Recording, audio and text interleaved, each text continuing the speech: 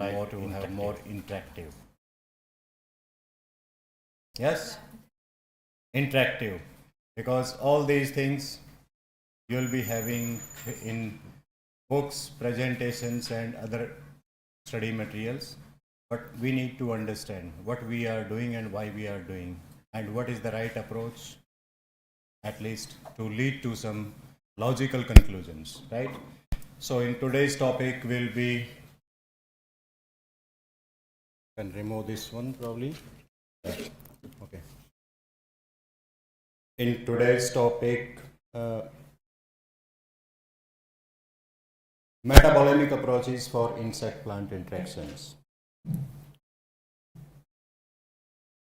Since this particular training program is on genomics, but when we are talking about genomics, then yes, genomics is just interactive, because all component at the end these things to pinpoint you'll be having that particular segment in a genome where books, presentations, genes are only expressing or study materials, particular trait, but we need to understand then genomics in this process. Just when we are talking about small component at the end point, not only in the host plants, but particular segment in a genome where these particular genes are other interactions, including the particular trait or biochemical interactions. And in the biochemical interactions, in this process, right from your constitutive interactions with your host plants, not only with the host plants, but in the second, third topic levels. Primary, there are a lot more other interactions, including the biochemical, essential nutrition in the biochemical interactions, or secondary metabolites, or likewise there are several other components in these biochemical interactions. In these biochemical interactions, one such approach is metabolomic approach. Essentially, many metabolites are secondary metabolites. Likewise, there are several other pathways components in these biochemical interactions. In this metabolic pathway, there could be some stable compounds. There could be metabolites. You could say secondary compounds. There could be some in this metabolic pathway. There could subsidiary compounds, stable compounds. So there are many things could become. But when we need to understand all these compounds, there could be some you call it subsidiary these biochemical. So there are many things are. But when forward, we need to understand all these interactions. Need to categorize because genomic and biochemical, where these biochemical two approaches, if we want to utilize them for a particular purpose, because genomic and biochemical two approaches, if we want to utilize them for a particular purpose, and expression of these traits are not like genes are doing. Genes are just stimulating, and these are just triggering to initiate, and expression of these traits are not like genes are doing. These genes are just stimulating to be, and these are just triggering. It could be to initiate any of these phenotypes, could be your biochemical, metabolomic, or whatever trait which we are talking about.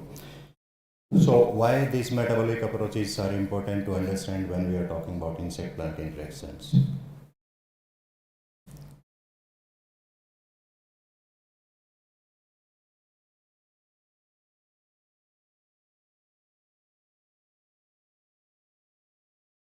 Okay, yeah, done.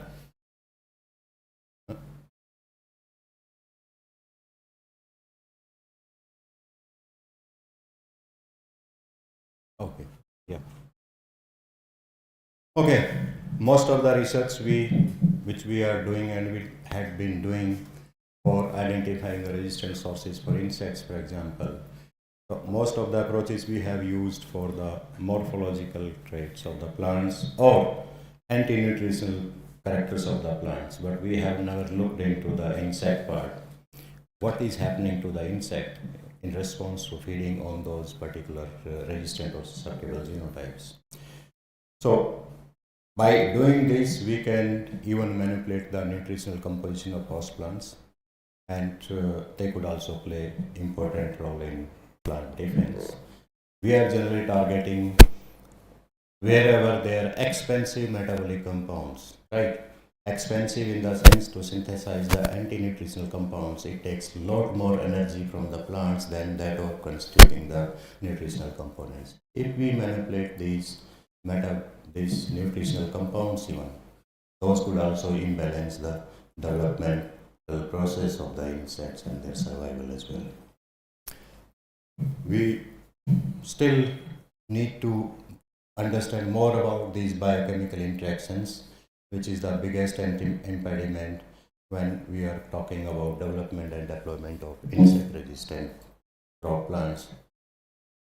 So, imbalance in nutritional composition, as we have talked about, and in this approach, metabolic profile of host plants along with the target insects, either constitutive or induced even.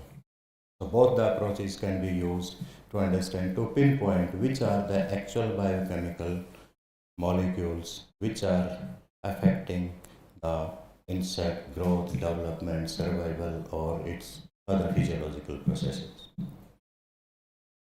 So when we are talking about interactions, in the interaction like 3D, tritrophic interactions, it's not like the two ways, because plant is the central point where the insect pest is the primary source to attack it, and third trophic level comes, for example, the pollinators and also the natural enemies that are insect pests, and those are in response to the cues sent by the plant or either by the leftover cues by the insects which the natural enemies recognize for finding their host or something like that.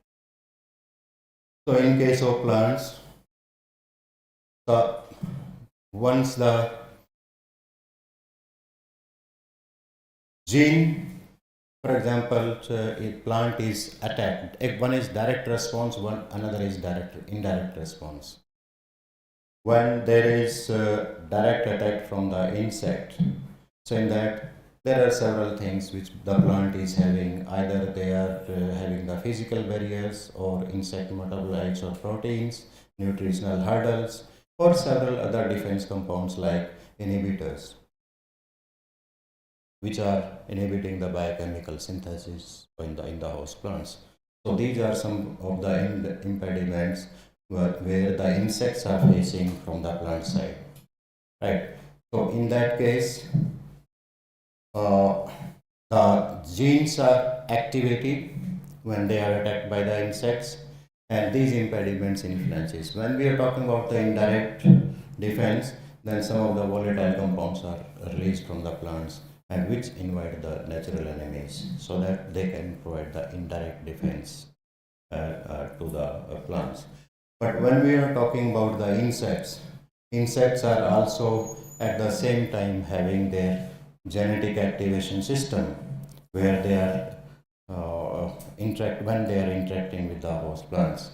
So in that case, there are several mechanisms. For example, in plant which is having the defense system, strong defense system, in those cases what they will do is either they will avoid those metabolites, right, or there will be avoidance of these temporal and spatial biomolecules, or otherwise detoxification, sequestration of these poisons so that they can use these sequestered biochemicals for their defense as well, defense from the natural enemies of these insects.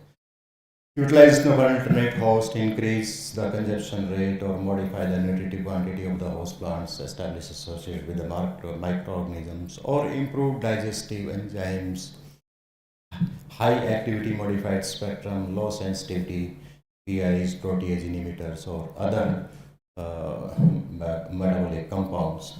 So in this process, one side the insect system is activated, genetic system is activated, at the other side the plant system is activated. So in this activated system, right, because plant has to defend and insect has to feed. So in that process, what are the strategies the plant insect is having and what are the available resources plant is having to defend to that? So all these processes are governed by this metabolic or you call it biochemical machinery apart from the physical barriers. These biochemical machinery is activated in response to cues they are accepting, they are pursuing, and these are aided by the genes, specific genes. When we are talking about the genes, then it's not like a specific gene is responsible for activating or deactivating a particular biochemical machinery. So in that is having sometimes a pleiotropic effect, sometimes the single gene is responsible for expressions of several traits. So we need to understand, apart from the gene, we need to understand where the genes are actually expressing or stressing particular biochemical synthesis, right? So that is very important. There are a few genes which will be talking about expression of a specific trait, only responsible for this one. So we need to identify those. Otherwise, for doing good thing, finding a good gene for plant defense, at the same time, if gene is responsible for even the producing the other toxins or maybe the traits which are not beneficial for production system. So in those cases, those are counterproductive. So we need to understand these interactions as well. So when we are talking about the defense system in the plants, there are several components. These are only specific to the this metabolomic approach. Likewise, there are several approaches and there are several other proteomics and your other group of biomolecules which you can target. When we are talking about metabolomics, so in the defense system, if you see the sugars like glycosinolates and polysaccharides, right? Glucosinolates is a sugar which is responsible to provide the defense in the mustard group of plants against the aphids, for example. But this glucosinolates is not activated, deactivated unless an enzyme is available to regulate these glucosinolate expressions. So relative concentration of different sugars and whether or not certain insects prefer a given plant or species. Like for example, saccharose is preferred and not used in the breeding, because that is, if we are using that approach, then at the same time we are losing the qualitative parameters of our produce. In that case, we have to be systematically, carefully rationalize and select the trait which we can use and optimize it up to what level we can manipulate it. Like terpenoids, these are again large group of substances like pyrethroids, zoobiome, pyrethrins like which have been used for producing the synthetic pesticides. So that is again a terpenoid group of metabolites synthesized from the plants. Sesquiterpenoids and phytoagdisteroids, and some of these terpenoids are common in cotton like gossypol, which have been characterized and which have been identified as a strong defense against the bollworms. Used in classical breeding program to increase the insect resistance. But unfortunately, the substance is undesirable because cotton oil can thus not be used for feeding. When we are increasing the gossypol content in the cotton oil, then the oil is not fit for consumption, right? So we have to optimize, we have to see which of the traits we can use, metabolite we can use to provide defense to the host plants. Similarly, alkaloids or glycoalkaloids, these include the nicotine and also can be used as biological pesticides. You might have seen nicotinamides, nicotine-based insecticides have been commercially available. So these are again sourced from the plants, and these are synthetically produced. Also used in classical breeding program like in potato. damascene or alpha-tomatin. Several brassica species also like glycoside. These are toxic to some of the insects and also play a role for other insects as an attractant. So in this case also we need to categorically look into it. Which of these group of alkaloids or glycoalkaloids we can be used. Flavonoids, like this is again a secondary defense system in the plants, and these are either constitutive or induced. These secondary metabolites are one or the other insect species are responding to these constitutive or defense induced flavonoids and to impart resistance against the insect pests. So we also need to look into the flavonoid group of metabolites, right? So these are some of the secondary metabolites, you call it, because when we are talking about the primary metabolites, these are important for the plants, important for nutrition as well.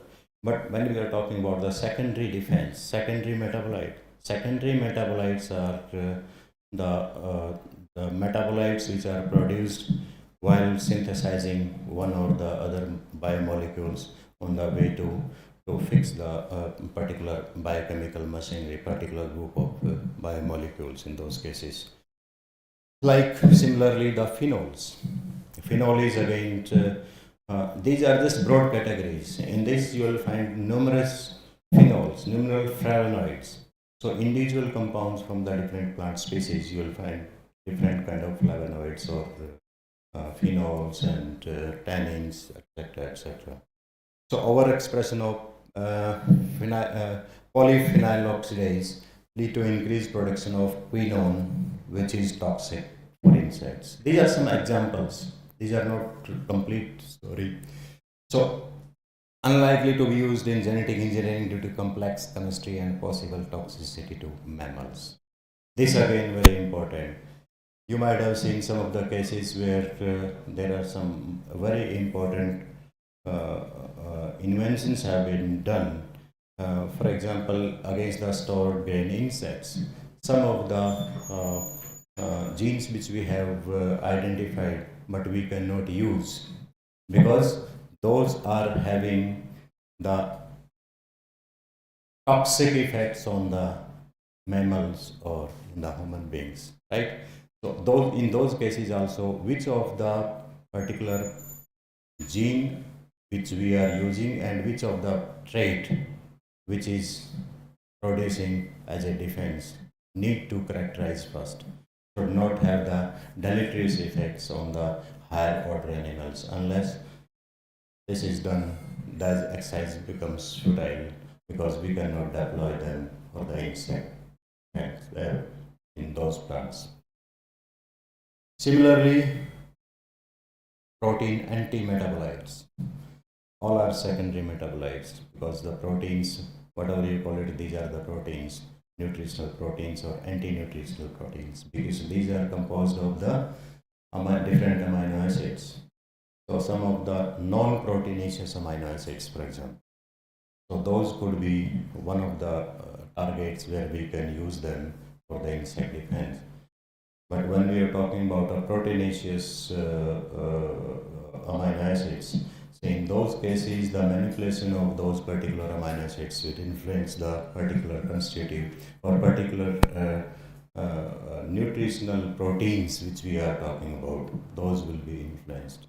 So our approach should be to see which of the non-proteinaceous amino acids, free amino acids, which can be either used for using them in the defense, so that rest of the constitutive or rest of the nutritional chemistry of the plant is kept intact. Lactins, again we were talking about lactins. These are common in the grains of cereals, right? And particularly during germination, certain lactins also have antifungal properties like snowdrop lactane or you call it a other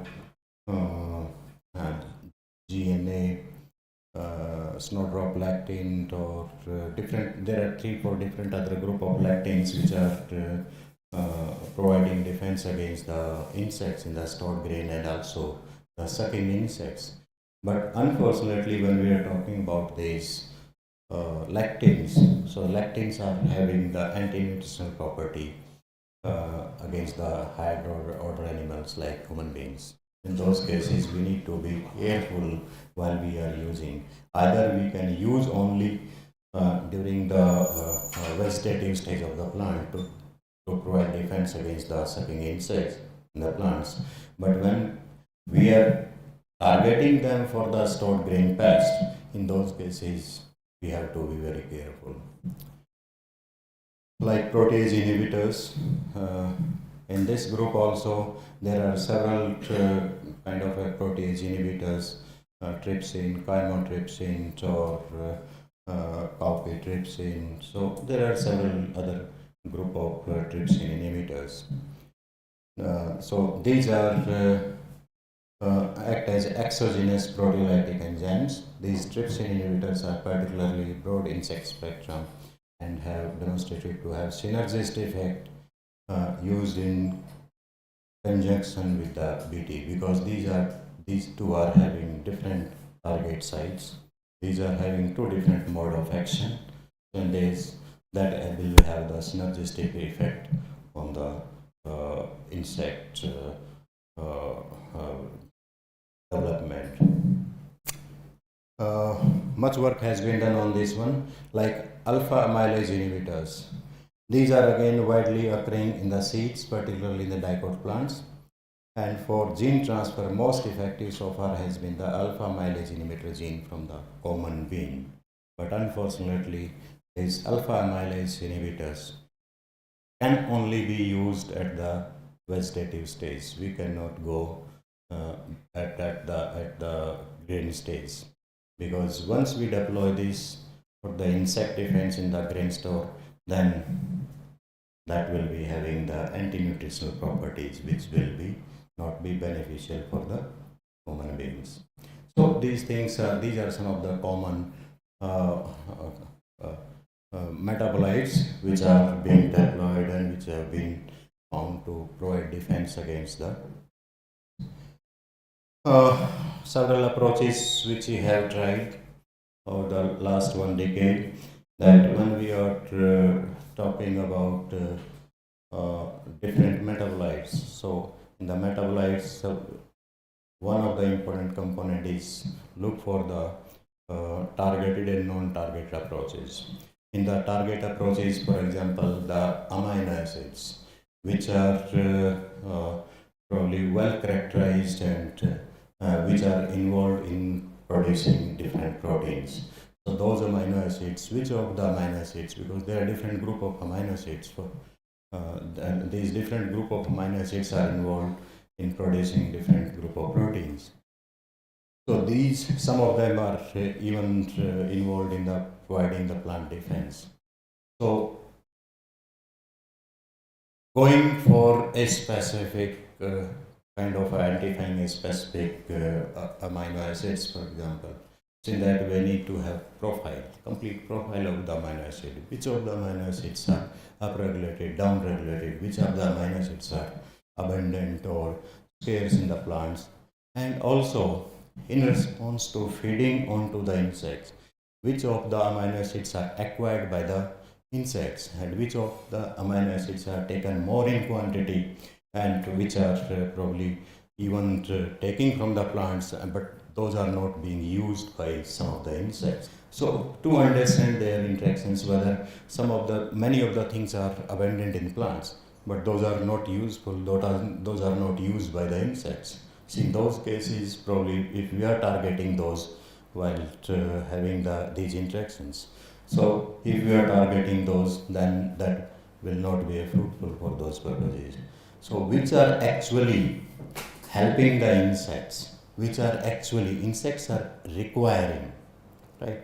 So we need to target those one. How we can modify and which of those are different kind of proteins. In those cases, the profiling of these host plants also, simultaneously these insects is very important. Similarly, for the lipophilic profiles, because these are two important proteins and lipids. These are two important uh, group of biomolecules which are required uh, by the insects. So in those cases, amino acids and fatty acids, which are smaller units, which are probably need to understand what profile their plant is having and what profile the insect is acquiring from those plants. Right. So these some of these methods we have developed and we are using on routine basis for understanding all these biochemical. Up to here, any doubt, any clarification? Let us stop here. Any questions?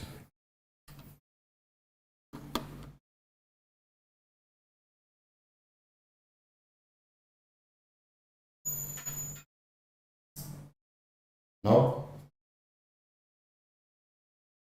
No questions?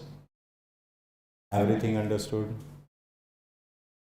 Or everything went beyond your head? Hmm? Yeah.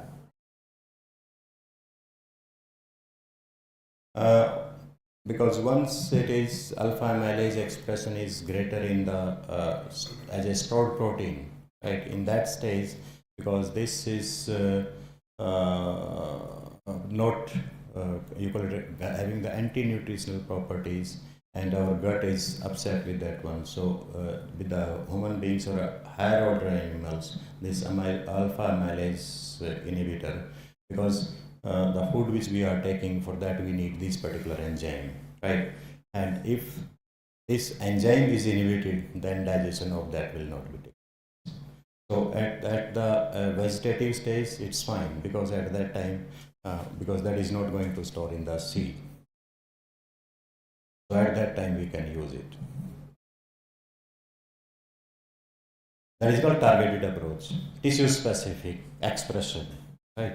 If the tissue specific expression is there in the plant, then that will have the durable, long lasting and beneficial effects. That will not even affect the plant metabolic system, and that will not be expensive for the plant also.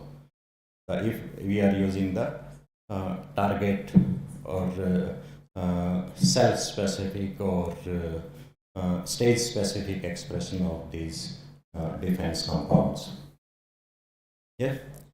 So these are some of the publications related to this one. So these are not important. When we are characterizing these metabolic pathways, after their characterization, we need to find which of the metabolites which we can use in the defense. And for that, even directly we cannot use, can we modify them, those metabolic pathways? What changes in the metabolic pathways we can do? Because that we have to target. Once we have complete data set, complete information, from that we have to select and particular directional manipulation we can use in those cases. So many secondary plant metabolites like flavonoids, alkaloids or terpenoids have been seen for providing insect defense, and there is scope for changing the products of these secondary metabolites through biotechnological approaches for development of insect resistant or transgenic approach, or even in a breeding approaches also we can use this, we can modify these. Several compounds or the flavonoid biosynthetic pathways like flavonones, flavones, flavonols or isoflavonoid, these accumulate in response to insect attack. Like there are some examples: medicarpine or sativa in alpha, cagenol and stilbene in pigeon pea, stilbene in chickpea. So such kind of compounds which are activated in response to insect attack, right?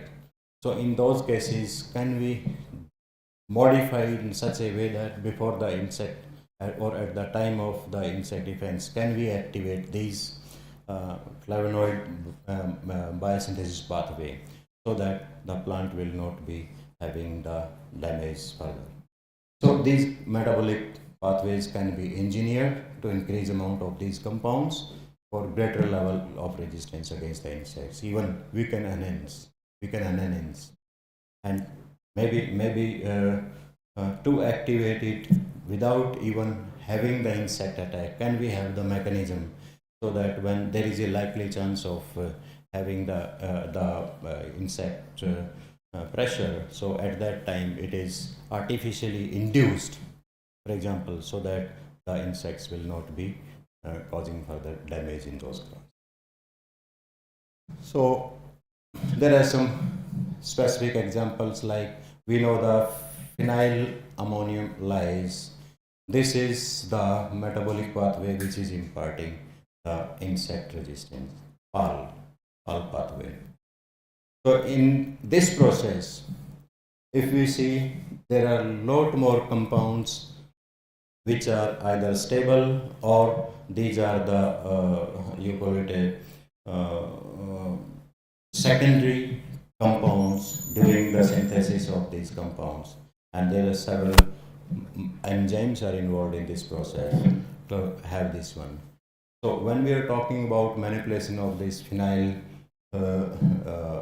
ammonium lyase pathway, so in that case there are several compounds, like here you can see the cinnamate or fumarate. These are some of the secondary compounds which are again equally toxic, or even sometimes more toxic than those of the stable compounds.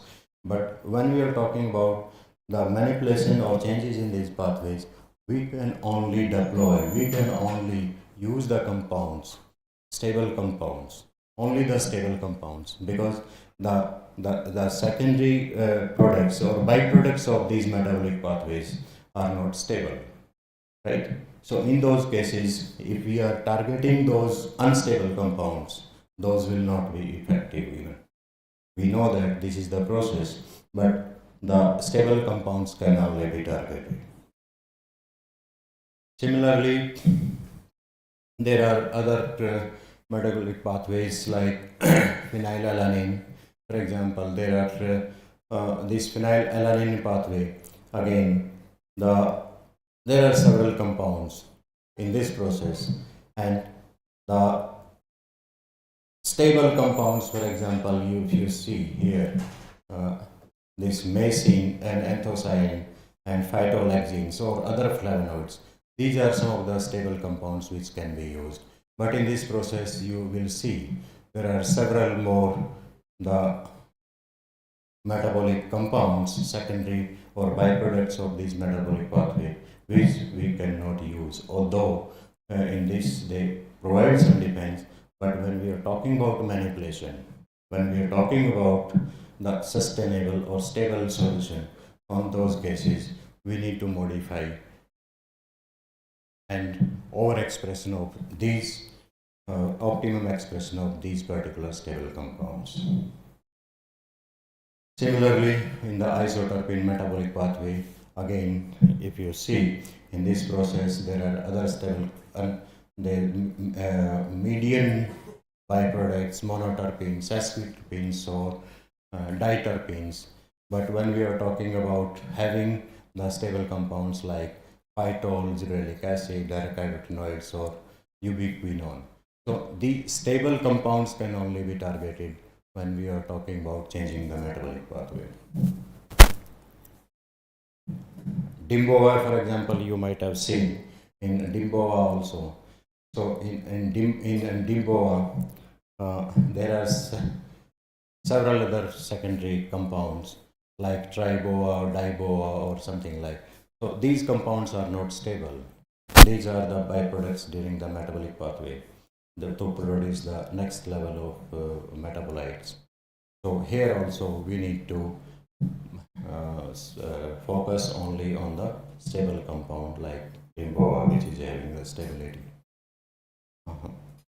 Similarly, in the glucosinolates, in the Brassica defense, see different Brassica species having different kind of glucosinolates, like cinegreen. In the brassica group, the cinegreen is the stable compound.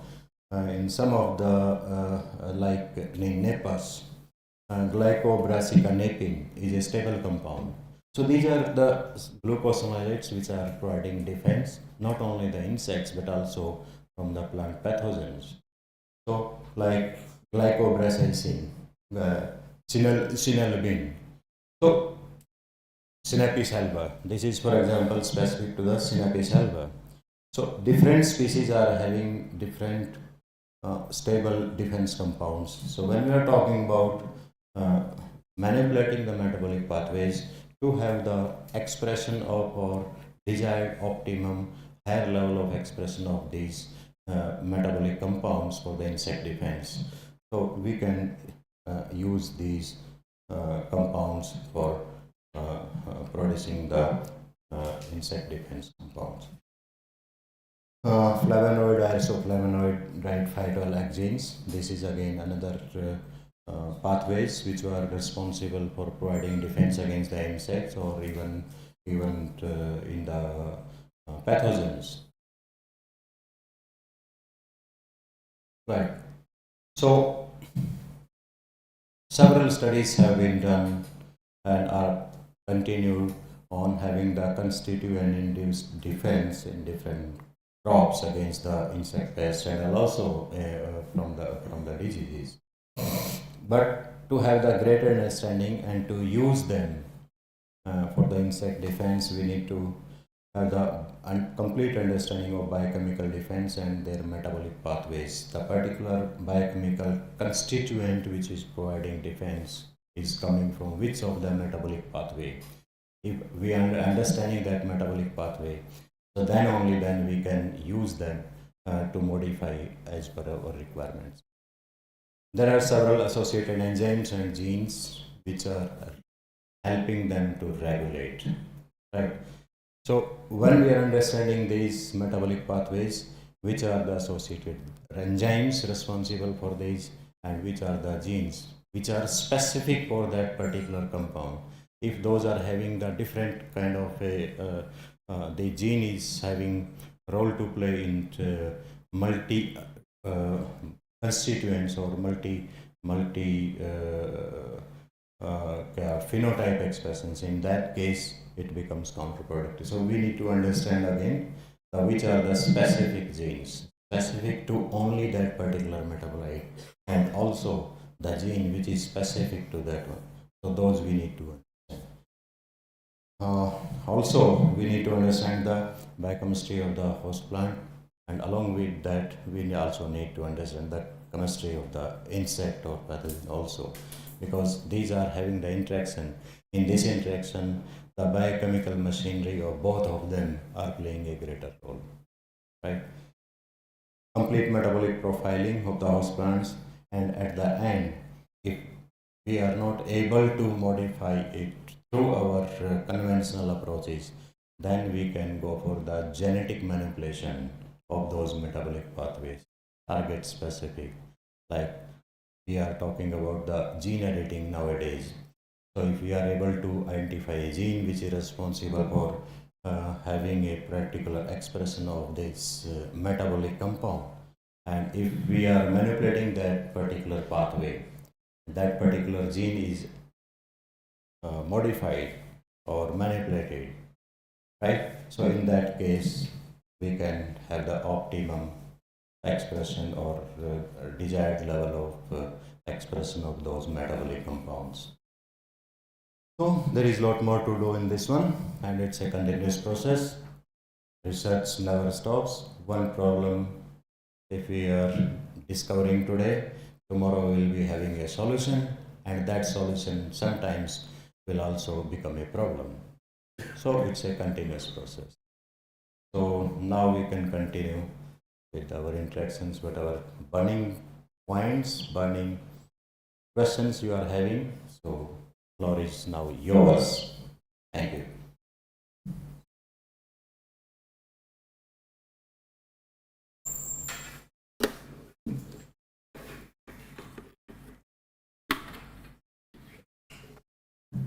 Yes. Should be more questions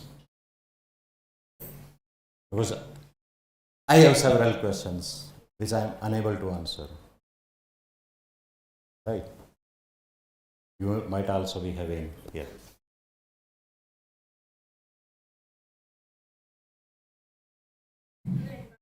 Right. Right.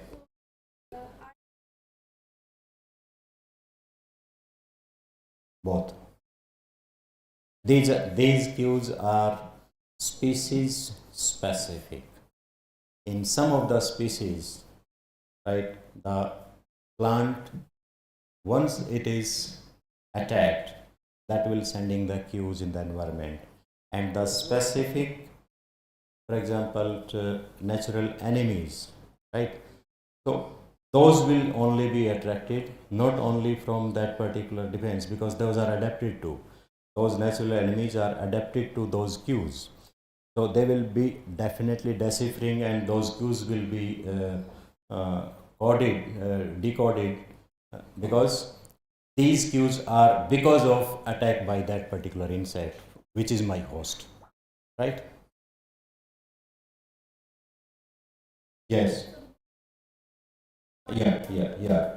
And at the same time, sometimes the excrements in many of the species, excrement of the insects, those also give cues to the natural enemies, right? So both ways. So those are induced by the herbivore.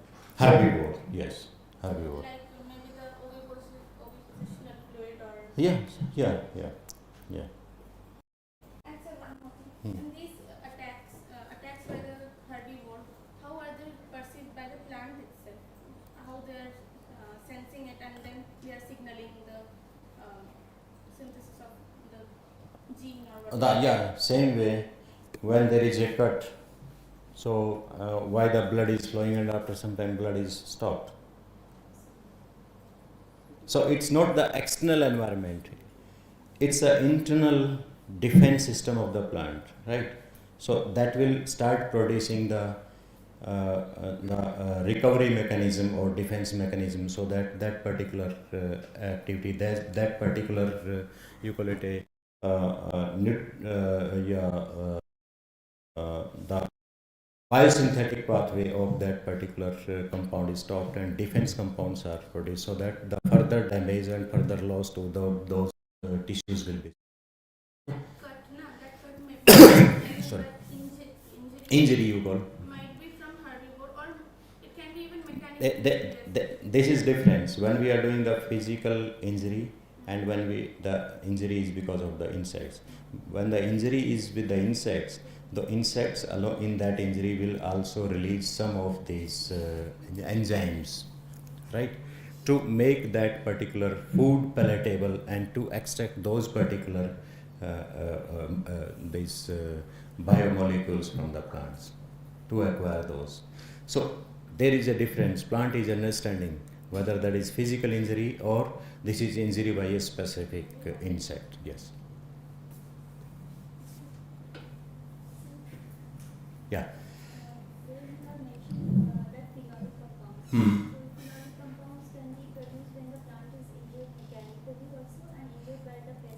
Yes. Who will distinguish?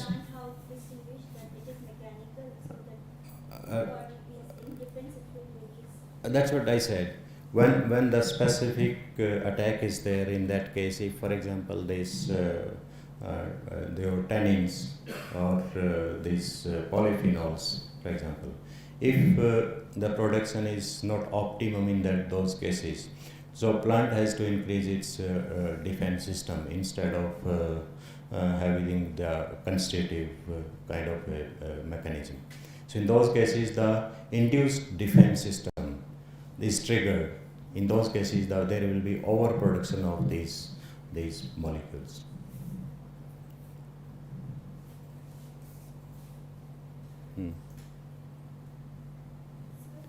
Yeah. Why don't we use unstable? Why we don't use? In manipulation of all this Uh, reason is unless we have a stable compound. So with unstable compounds, because that is not having any characterized properties, because that is your momentary, right? That is the byproduct. Unless it is a stable, how you can have the continuous expression of that particular unstable compound? How can induce continuous production of that one? So that is the question. That's where we cannot use even these compounds even for your biases, even unstable compounds, because the properties of those compounds will not be stable. Yeah.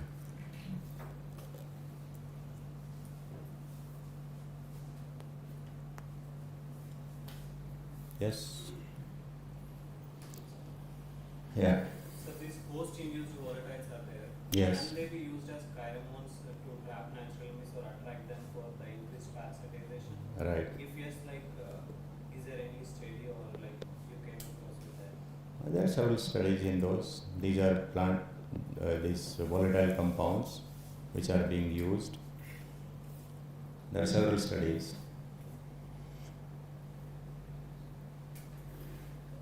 These are being used as cues by the natural enemies to get affected. Right? So that is the only. This is the biochemical communication. This is the biochemical communication among the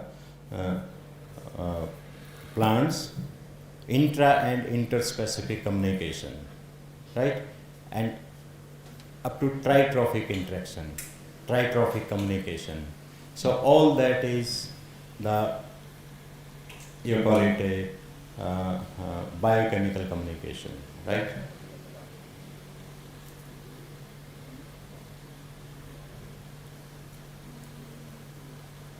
Because interactions in these levels, unless these chemical cues are produced or perceived, this communication will break down. These are some of the basic things. Even if we are doing our senses of the plants, animals, insects, so all these senses are well adapted to those particular kind of systems. Yeah.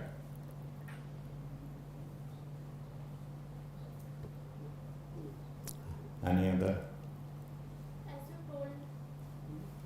told that even the insects, whatever fluids or whatever they are secreting, they are also involved in the secretion of this volatiles, as you told you Mm-hmm. So can we use them maybe whatever? Yes, you can use the volatiles released by the you call it excrements of the host insects, for example, and the natural enemies which are adapted to those particular cues to identify. You can use them as inviting the natural enemies before the attack of the insect. But question here comes: the egg came first or the hen came first? When you are having the natural enemies available in the field, but that should have something to eat. So what is the arrangement for having those natural enemies there, unless we have the insect there, right? So usually when there is a particular ETL, only then we go for the management. So in those cases, if you want to increase the intensity of, for example, your damage levels or infestation is at ETL, for example, and there is not much population available in that one of the natural enemies. In those cases, we can use such approach. But question again comes whether that particular population is available in the surroundings to get attracted, because their population, because this is density dependent kind of a dynamics, where the pest is available, the population of natural enemies will further develop, right? And once the population of natural enemies is built up at optimum, then that will suppress the pest, right? So this is a, you call it a density of one is increasing at the cost of the other or decreasing at the cost of other. Yeah, those are related. So that specific approach in specific cases we can use, but we should have the alternate ways to sustain those kind of population densities available in that ecosystem.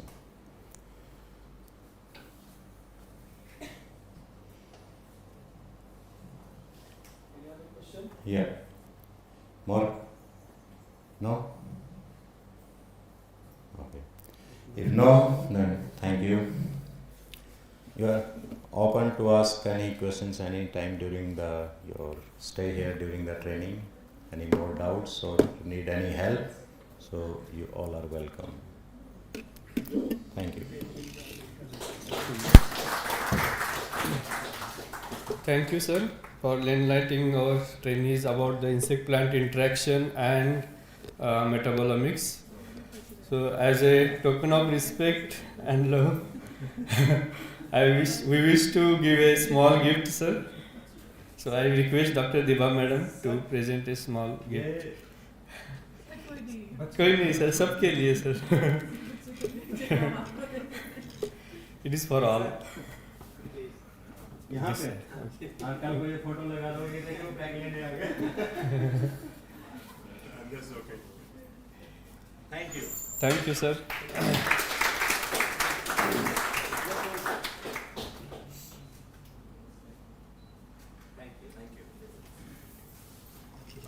Thank you, sir.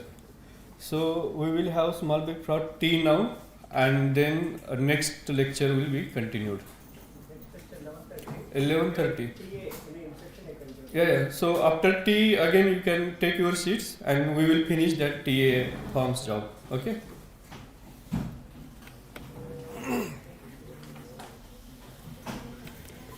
Even we can have some discussion if you wish. You have a tea and take seats, then we can continue. Okay.